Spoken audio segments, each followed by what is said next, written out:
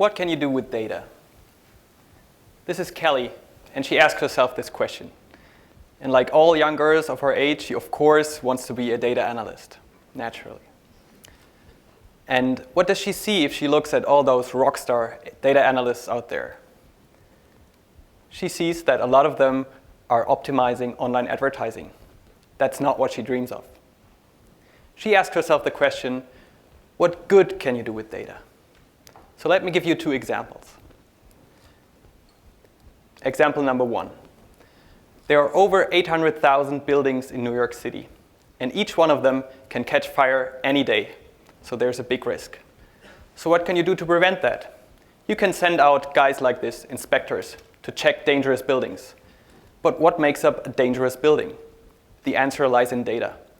So the fire department of New York came up with this project called Firecast, where they assemble data from 17 different agencies.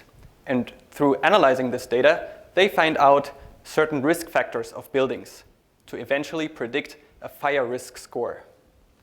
Now, based on this fire risk score, you can determine what are the most dangerous buildings in New York City and send this guy first to the most dangerous buildings.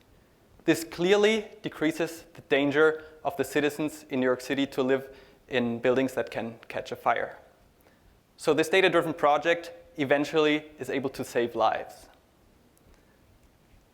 Example number 2. This is a web application that helps the creation of small businesses in Chicago. So let's say you want to open a daycare center for small children in Chicago. You go to this website, and you can immediately see where there are deserts of daycare centers. And you obviously want to open up a daycare center in a place where there are not so many. And this project is based on open data. So let's have a look at where those projects are located. The first one in Chicago, the second one in New York City. But why should not every city have a project where you use the data to reduce fire risk? Why should not every city have a project that uses open data to help the creation of small businesses? Projects like these are usually based on open source code and open data and are well described. So it's possible, but it's not yet happening, and it's a shame. Enter our project Datalook. On our website, datalook.io, you will find 200 plus data-driven projects for social good. We've collected these projects with the help of our users. So you can check out the projects. You will find external links to these projects. You can do a search, and you can look at different categories. So this is Datalook now. It's a collection of different projects that are using data to solve social problems. That's nice, but it's not yet great. It would be great if we can live up to our mission, and that is help our users to replicate these projects all over the world. And this is the scope of Datalook within the 12 weeks of Datanauts. So the first step we need to do is to filter these projects. So from the 200 projects, filter them down to, let's say, the 20 to 30 projects that have the biggest impact, that are the most easiest to replicate. Once we filtered them, we need to structure the information. Right now, we only have external links. We need to enrich the information. We need to answer questions like, who did the project? What skills were needed?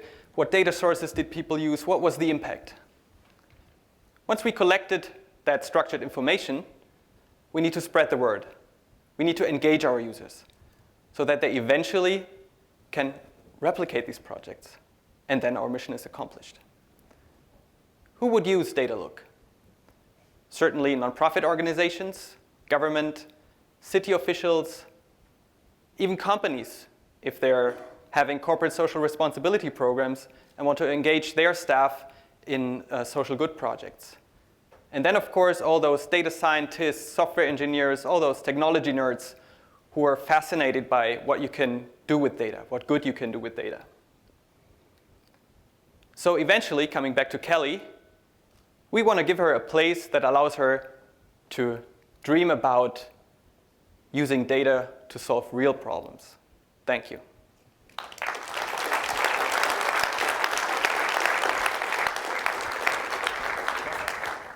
Great job, Tobias. Yep. So now it's time for the A team. You can start with your questions. So how can you intend in 12 weeks to do something extremely difficult, which is to replicate and scale something that is quite small at the moment? I'm not saying that within 12 weeks we have like 10 or 100 projects replicated. I'm saying that we want to create the basis for replication so that people can come to our website, and we want to, these 20 to 30 projects is not the end. This is just seeding Datalook, okay? With great projects, with projects that are eye-opening, that motivate people. And then eventually, over time, we will have more and more projects, and you know, the platform is evolving.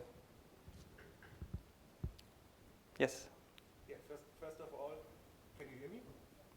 No, definitely not. No? No? No. Thank you. Yeah, first of all, great presentation. Thank you so much. I have just one question about the replication of projects. Mm-hmm. Is this really that easy? Because one property of projects in general, I also tell my students, is that projects per definitions are unique. So how difficult is or what kind of ideas do you have how to replicate these projects? Projects are absolutely unique, but the blueprints are not. That means